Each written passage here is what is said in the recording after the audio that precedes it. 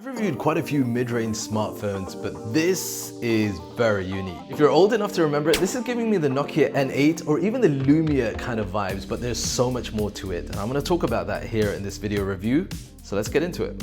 So this would be classed as a mid-range smartphone. Mid-range because it's just under 500 US dollars, or in local currency, 1,699 dirhams. While stocks last here in the Middle East, if you purchase this from Carrefour, you're going to get the actual phone, you're going to get Nokia Go Earbuds 2, you're also going to get the magnetic wireless power bank and the 1-year HMD Screen Protect Plus, all for that 1,699 dirhams, which is very great value. Now, first things first, on the box, you can see that they've got this other color option. It does come in 3 different colors.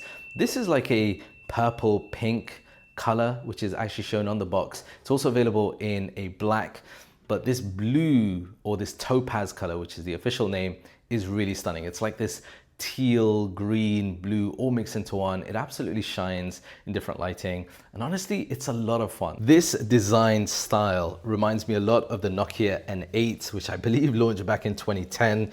And also the Lumia as well, because it has this glass panel, which is nestled into the case itself. And you can see it tapers off down there at the bottom and also at the top. Very unique, very different sort of styling and design.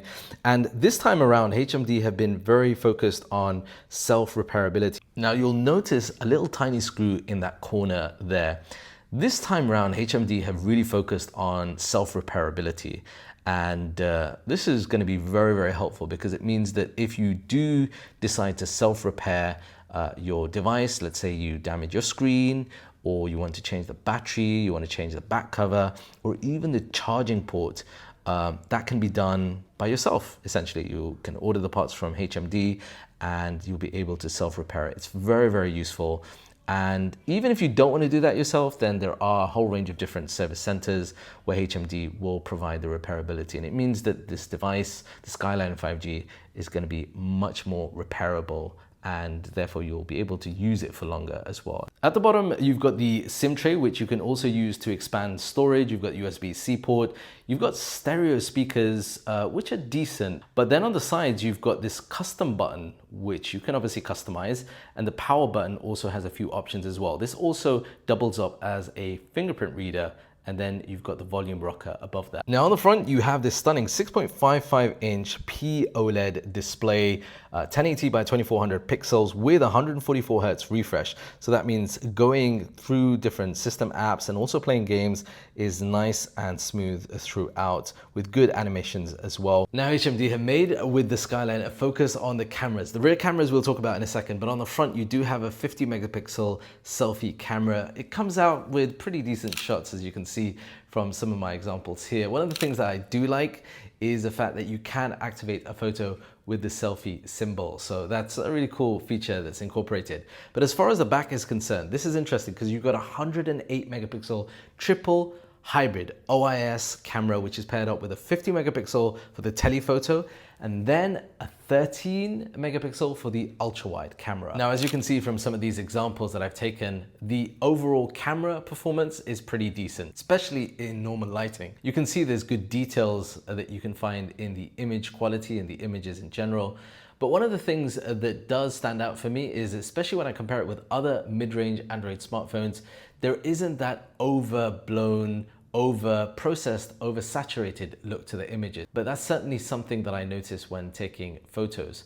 I like the fact that you do have the zoom, but anything, again, with over 10x zoom does start to show up a lot of noise and pixelation. Now for low light, I would certainly recommend using the designated night mode, because that way you get clearer, more vibrant and more detailed pictures than you would do with the standard photo option. So something to be aware of. Let's talk about video quality now.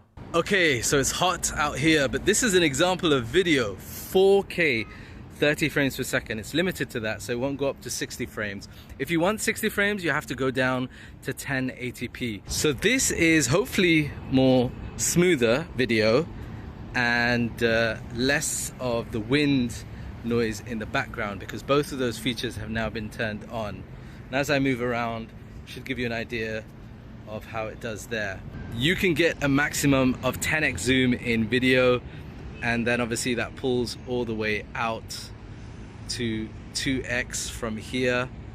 Yeah, let me know what you think of the video quality. So here's an example of the front-facing selfie video, currently being filmed 4K, 30 frames per second. Again, it's limited to that. And what I do have is the stabilization on and also the wind reduction, although there is no wind at the moment, so that's why you can see me sweating away. It's really hot. I think it does okay for the color of my face, just the color accuracy in general, but you'll notice in the background the sky does kind of like flash white.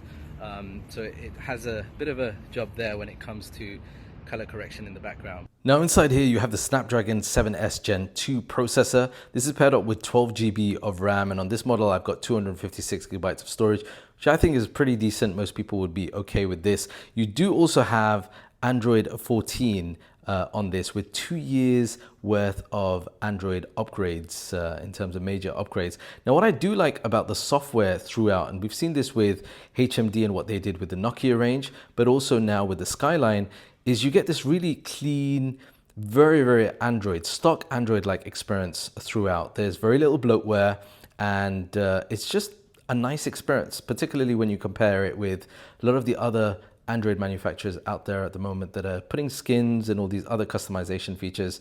4,600 milliamp hour battery is what you get inside the Skyline 5G, and I think that's pretty decent. So it does support 33 watt wired charging, but the interesting thing is this mid-range smartphone supports Qi 2 wireless charging. So if you've got something like this, which is a wireless battery pack, you can just attach that to the back over here, and you should start to get 15 watt of wireless charging, which is pretty decent. This also does support, by the way, 5 watts of reverse wireless charging as well, if you need that for your earbuds or anything else on the go. In terms of battery life though, been impressed. I'm getting over a day, day and a half, depending on what I've been doing, like gaming and camera, that kind of stuff will drain the battery a bit more.